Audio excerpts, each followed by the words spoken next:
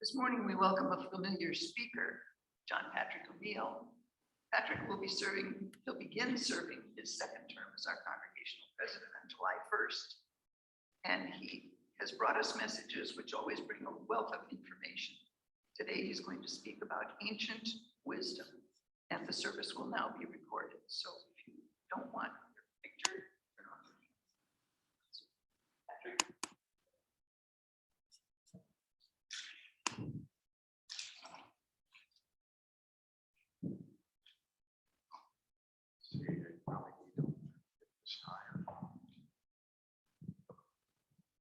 It's nice to see that on a 3-day weekend, we have so many people that are, can't hear me? Better. It's nice to see that on a 3-day weekend, we have so many people that have come here. And can you actually hear me? Okay. I assume that's was a yes. Every generation thinks that they are unique, and they are, but they also think that they're smarter and wiser and have invented more stuff than previous generations. During my lifetime, we invented television, pizza, integrated circuitry, and the space shuttle. I'll only take credit for about 2 of those. And we didn't invent everything. There were people who lived a very long time ago who had ideas worth of our respect and admiration and emulation. We have, if you go to the UU website, you'll see our 7 principles. Search for wisdom and reason, and the sources of UU theology, which includes words and deeds of prophetic people and wisdom from the world's religions. So I'm going to go back a while, because even before UU was founded, there were profound speakers. And I'm going to talk about 3 of them. So you can have the next slide.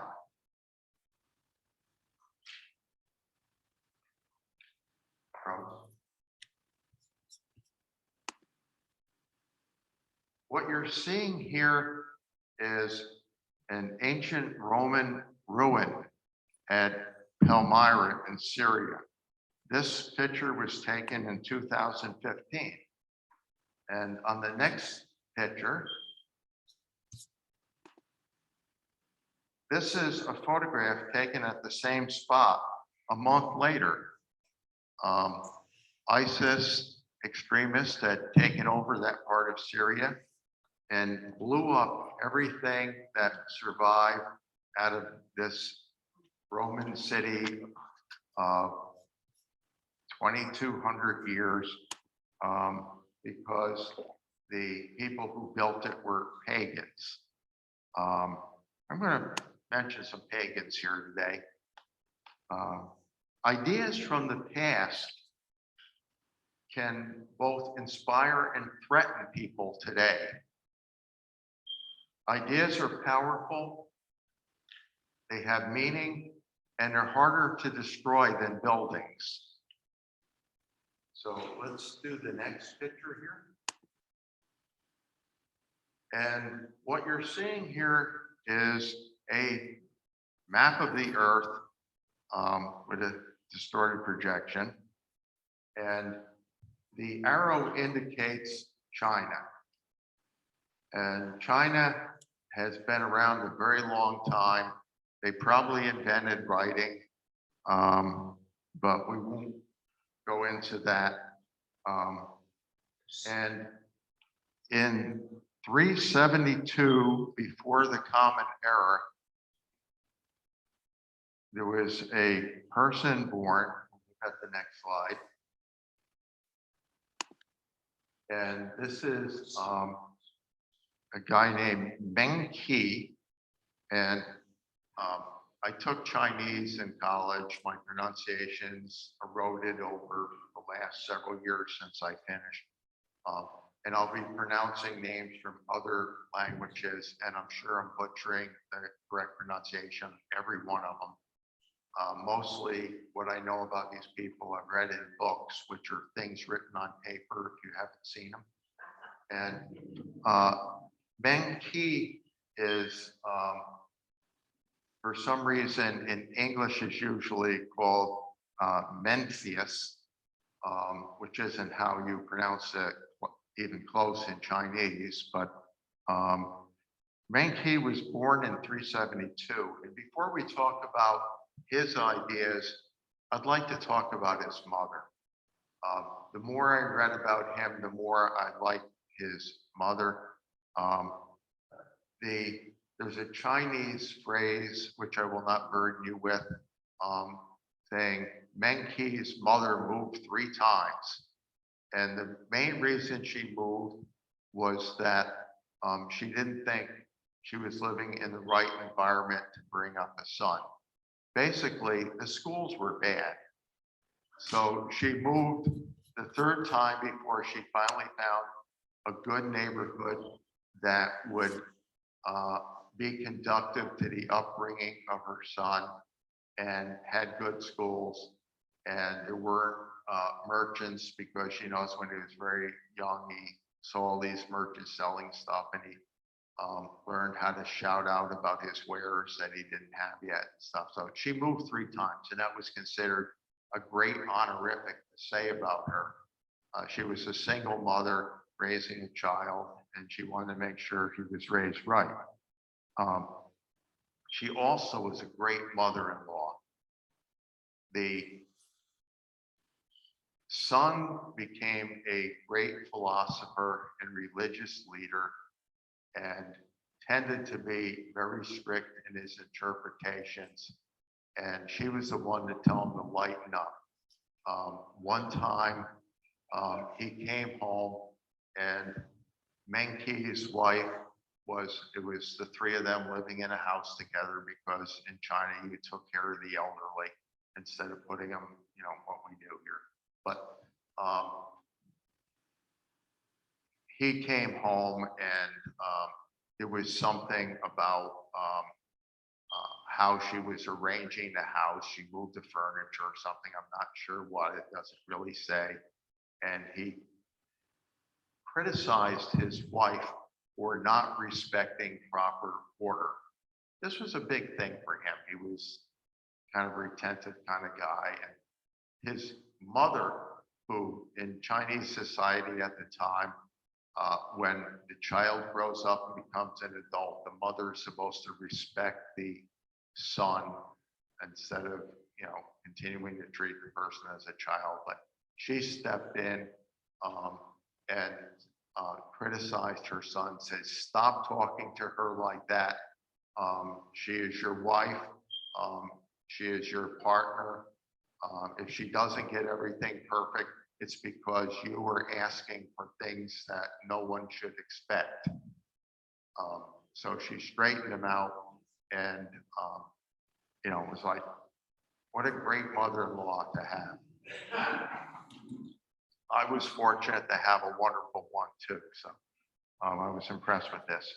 When Meng Qi was growing up, he occasionally decided, even though she found a fine school for him, he would skip school. And one day he walked in when he was supposed to be at school, and she was, I don't know if it was knitting or whatever, but she was making a long scroll and something you would wear around your shoulders to keep warm and stuff. And she saw him come in when he was supposed to be at school, and she'd been working on this item for weeks or maybe months or something. And when she saw him walk in, she grabbed her scissors and just cut it in half. And he was astounded by this, because he knew how hard she worked on it. And she explained to him that you can't stop doing something before you were finished. You are getting an education. You can't stop. It's like what I just did with this thing I'm been making.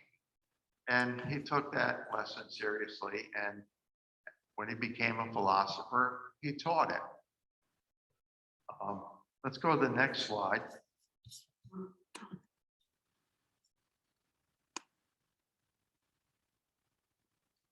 That would be the one right after his picture. Yeah, okay. That's the correct thing. These are some of the highlights. Long before Rousseau and Locke got into this argument in the 1800s and stuff, he taught that humans are naturally good. People are not born evil. They don't have original sin or anything like, ideas that would come later. They're not born evil and have to be trained by a master. People are naturally good unless they're corrupted. He also taught the biggest thing that corrupts people is bad leaders. And the great thing here is he might have been the first person, the first philosopher, the first person that wrote books that ever said that a leader who does not rule with benevolence, I'm looking at you, King, a leader who does not rule with benevolence, the people have no obligation to obey the person. And that a leader who is not ruling justly has lost the mandate of heaven, that the gods are no longer compelling people to keep that person in position of power, that it can be replaced by somebody else. So he was the first philosopher that did not take an absolutist position in terms of government. And this was before Tom Paine and Jefferson had their say about these things. Okay, so let me see if I missed anything. Right relations, he taught that ultimately the ruler of the kingdom has to establish right relations with the people, and then the parents have to have right relations with their children, meaning you have both duties and respect. The parents respect the parents, and the parents have an obligation to make sure that the needs of the children are met, just like the ruler has an obligation towards the citizens. And the citizens, as long as the ruler is ruling justly, have an obligation to obey, but not if the ruler is unjust. Okay, next slide. This is Greece, 430 before the Common Era. And we look at the next slide. We're talking about one of my favorites, Xenophon, and that's the original ancient Greek spelling. If anyone wants to correct me on how I'm pronouncing this. Anybody online? Okay. So this guy is mainly known for one big thing. When he was young, he was a mercenary soldier. This was a common way to earn a living in Greece. They had beaten the Persians when they invaded. Greeks had a reputation for their phalanxes, their infantry. And in Persia, the king had died, or emperor, and had 2 children. So they immediately decided to go to war against each other to see who gets to be the king. The younger son hired 10,000 Greeks and also had an army from the part of Persia that he was ruling over, and went to war against his brother. So this Greek army with about maybe 80,000 Persians were fighting in this battle for this guy. Cyrus was his name, against his brother. And unfortunately for the younger brother, he got killed right away. So the battle stopped because the leader's dead. You know, that's the guy we're fighting for to put on the throne. He's dead. The older brother sent a messenger to the Greeks saying, there's no reason for you to keep fighting. I understand you're just here because you're being paid. You know, the guy's not going to pay you anymore because he's kind of dead. So send over your leader so we can discuss safe passage out of Persia because we'd kind of like you gone. So the Greeks at the time, they have 10,000 soldiers. They had 10 generals, one for each thousand. And these 10 generals went to a meeting in a tent with the Persian king, who immediately killed them all. So bad news for these guys. I'm not glorifying the military, but you know, it's like you're surrounded by about 500,000 people who don't like you and they just killed your leader. It's not a good situation. So the army started discussing, because these are Greeks, they'll discuss things a lot.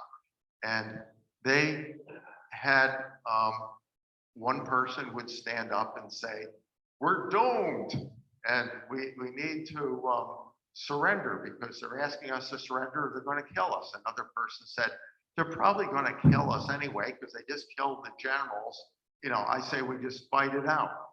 Finally, Xenophon stands up and says, we need to fight our way out of here and get back to Greece because surrendering or being killed on the spot, these aren't good things. And somebody said, but they just killed our generals. And Xenophon got this brilliant idea. He said, let's make every man a general. We don't need leaders. We're Greeks. Some of us live in cities that are democracies, which means like 10% of the men get involved. You know, we're you know, from democracies. We'll decide what to do. We'll fight our way out of this trap and we'll head back to Greece.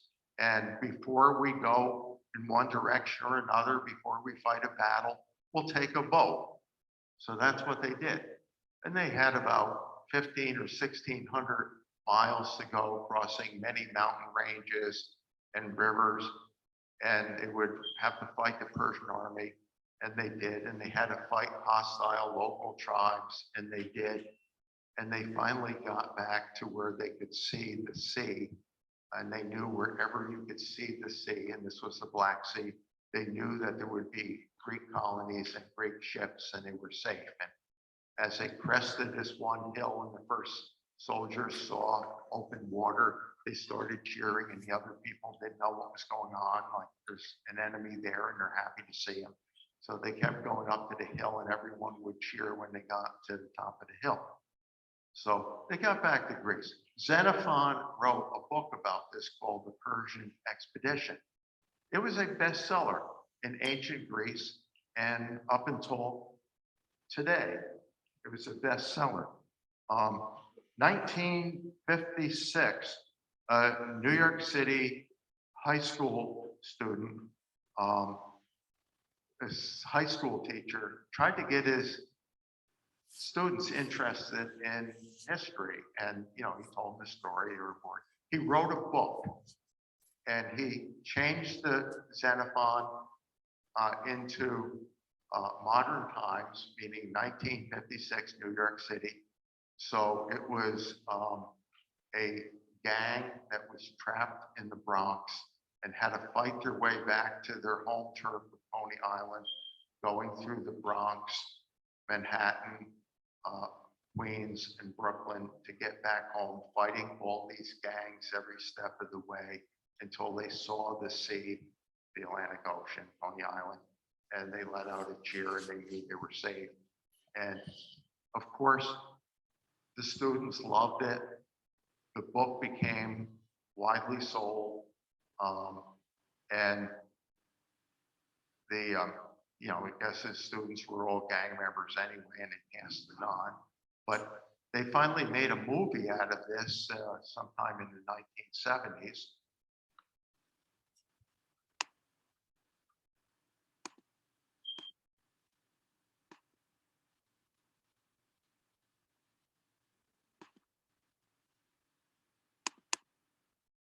Go back a couple. We're about 2 slides too far. No, one more. No, this one, right? No, the slide with the, Oh, it said the Warriors on it. Okay. I'm already here. Can I play it? Okay, we're already here. So this is the movie The Warriors.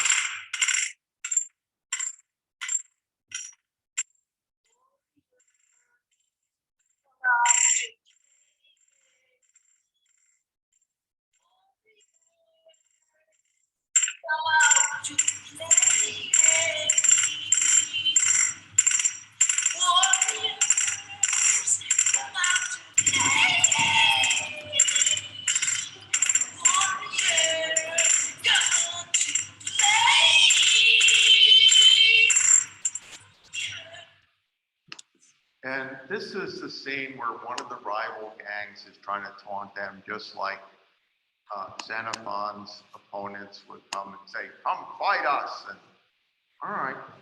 So, and of course, being that this movie passed on the death of the, or wasn't an actual story of the 10,000, and the gang was called the Warriors. We have the next slide, which is The next clip? the next clip, which is a remake of the Warriors, only this gang is called the Bullies.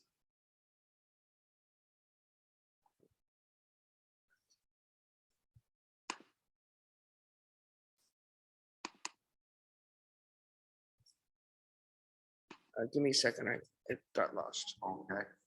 And if anybody even saw the Oh, wait. that's not it. But if anybody saw the little start of the clip there, you notice that everybody is of a yellow hue. They may recognize a popular TV series that it's from. Here we go.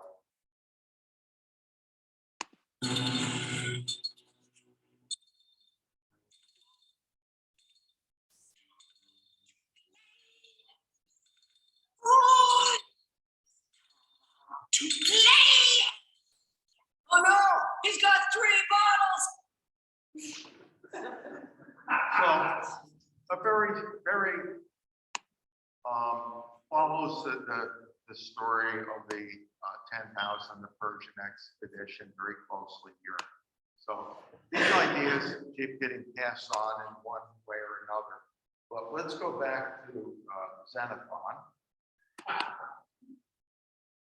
And that's what he's mostly known for. He also wrote a lot of books on a lot of subjects, horsemanship, racing horses, military theories. The first person to talk about a military unit doing attacking from the side, outflanking, feints, all these things that they came up with during the retreat out of Persia. He was an historian, and he is mostly known, other than the Fighting Persians, as a biographer of Socrates. Mostly people today, they know about Socrates, who never wrote anything, by reading Plato, who wrote about Socrates' life in his first 4 dialogues.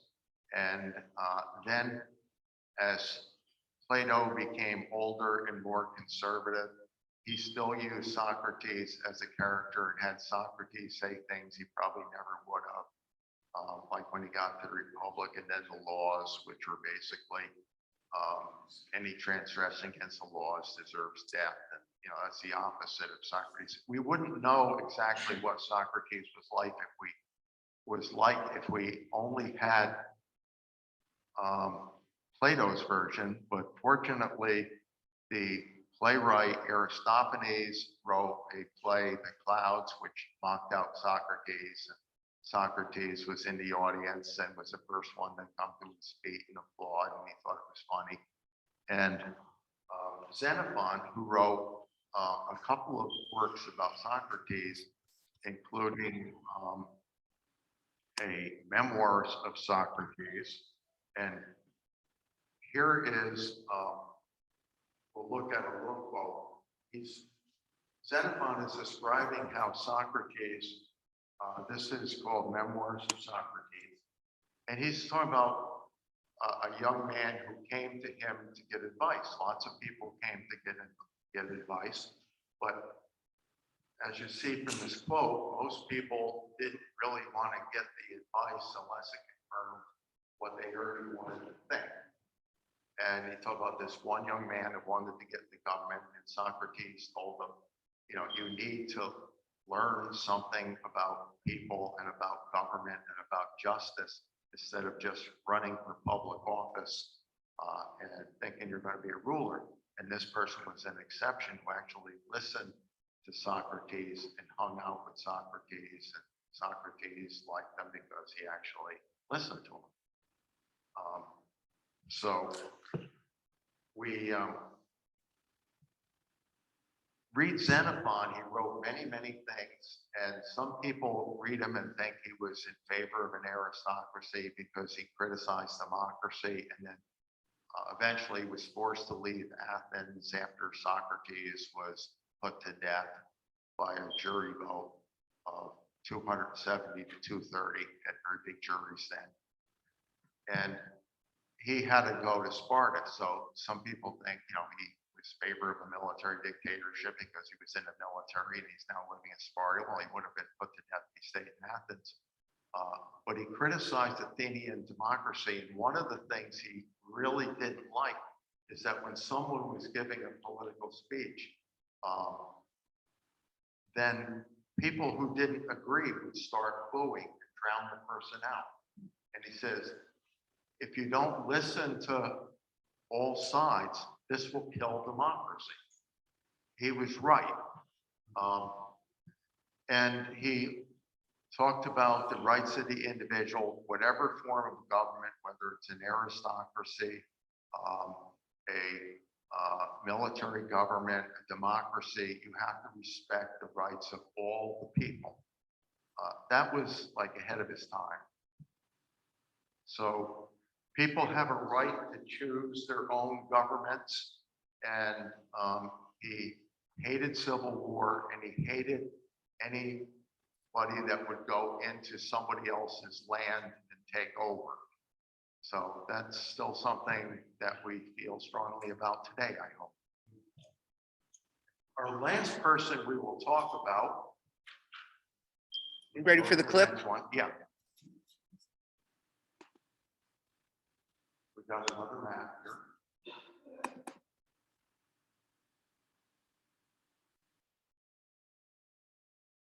Which we will soon see.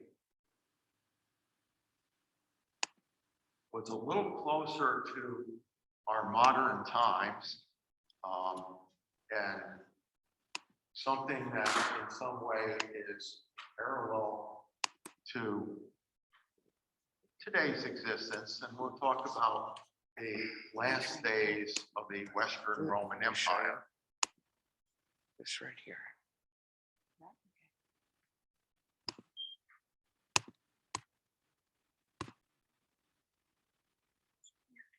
Let's play it. Oh. Let's start. And if anybody doesn't know about the Okay. Roman Empire, it lasted in the east from Constantinople until 1453, and in the west until 473, but kept getting smaller and smaller territories, and became more barbaric.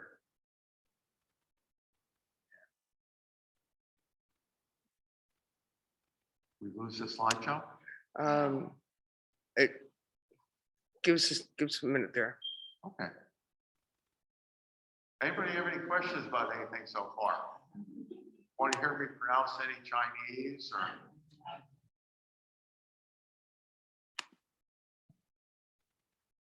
And just to kill time, I learned Chinese. I was in the Air Force and they decided at one point to send me to the U.S. Embassy Language School in Taichung, Taiwan to learn Chinese. And I got 3 semesters of credit at the University of Maryland, ran the program there.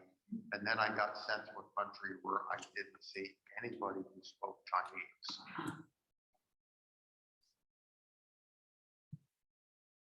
So.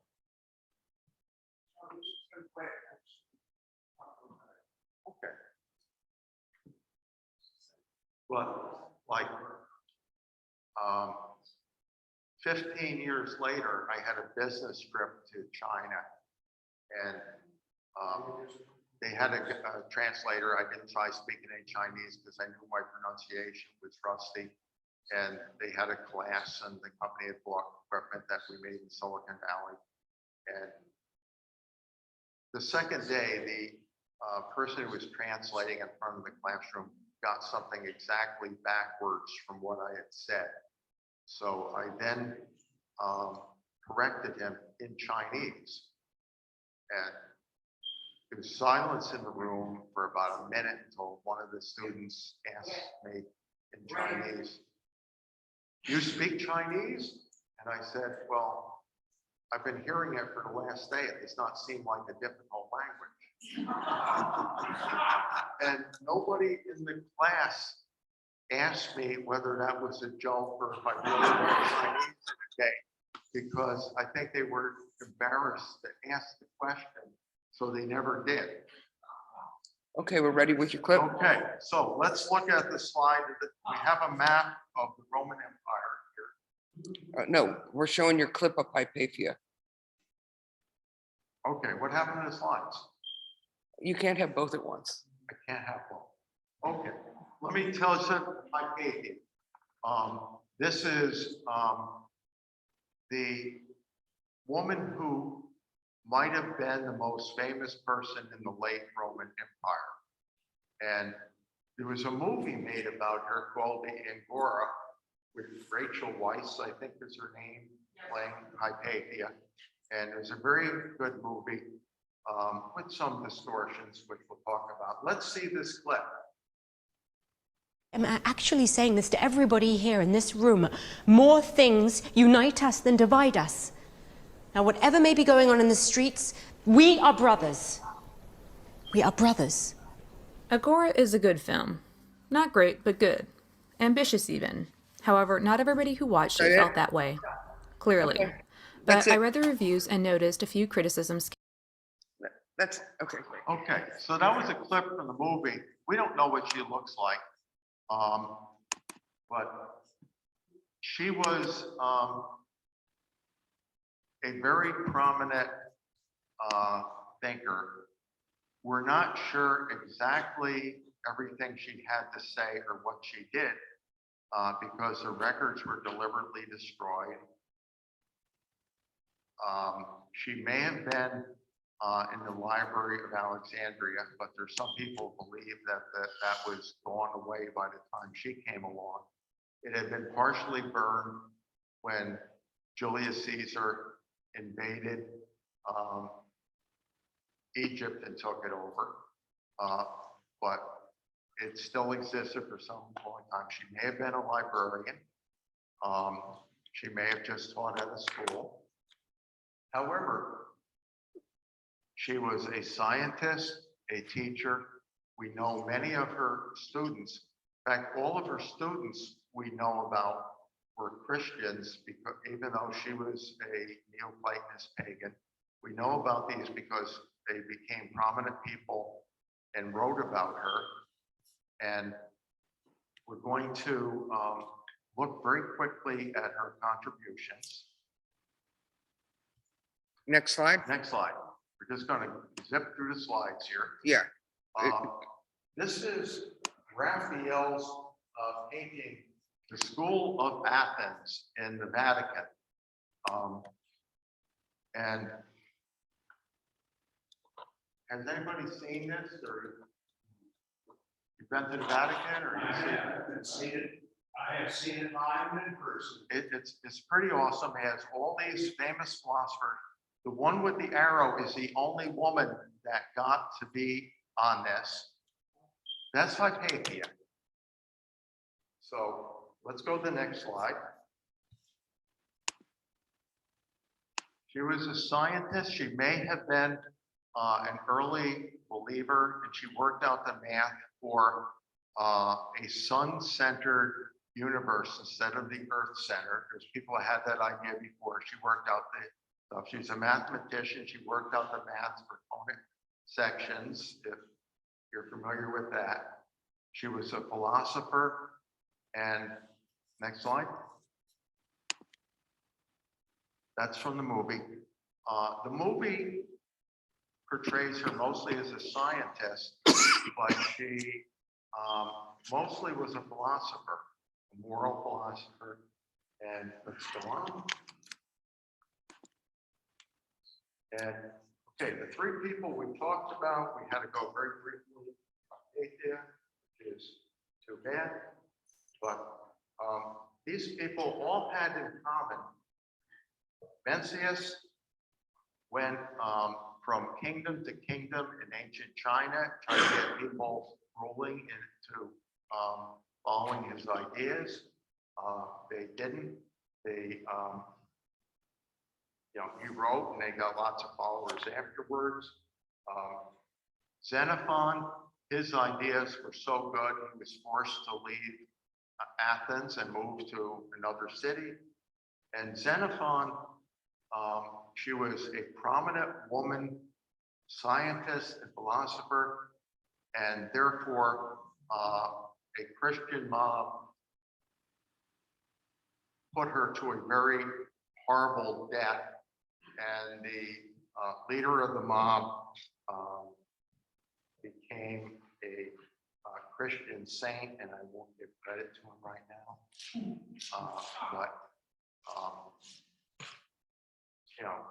Just because you have good ideas that are going to last thousands of years, don't mean you're going to get shown a lot of respect at the time you're doing it. So that is our discussion for today. I'm sorry we had some technical glitches. I hope you were still amused by that. But Linda?